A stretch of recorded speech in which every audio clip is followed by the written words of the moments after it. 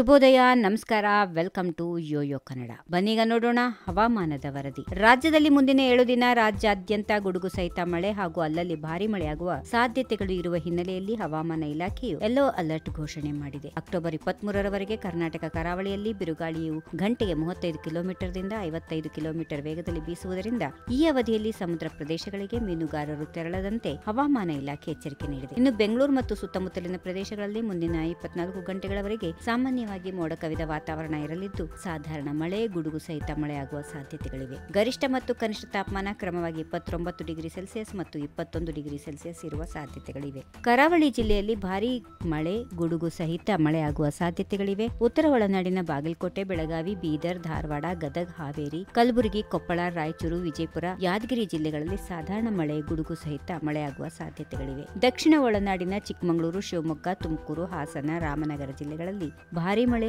ಗುಡುಗು ಸಹಿತ ಮಳೆಯಾಗುವ ಸಾಧ್ಯತೆಗಳಿವೆ. ಬಳ್ಳಾರಿ, ಬೆಂಗಳೂರು, ಚಾಮರಾಜನಗರ, ಚಿಕ್ಕಬಳ್ಳಾಪುರ, ಚಿತ್ರದುರ್ಗ, ದಾವಣಗೆರೆ, ಕೊಡಗು, ಕೋಲಾರ, ಮಂಡ್ಯ, ಮೈಸೂರು ಮತ್ತು ವಿಜಯನಗರ ಜಿಲ್ಲೆಗಳಲ್ಲಿ ಹಲವು ಕಡೆ ಹಗುರದಿಂದ ಸಾಧಾರಣ ಮಳೆ, ಗುಡುಗು ಸಹಿತ ಮಳೆಯಾಗುವ ಸಾಧ್ಯತೆಗಳಿವೆ. If you like this video, ಬೇಗ ಲೈಕ್ ಮಾಡಿ, ಕಾಮೆಂಟ್ ಮಾಡಿ, ಶೇರ್ ಮಾಡಿ ಹಾಗೂ ಯೋಯೋ ಟಿವಿ ಕನ್ನಡವನ್ನು ಸಬ್ಸ್ಕ್ರೈಬ್ ಮಾಡಿ.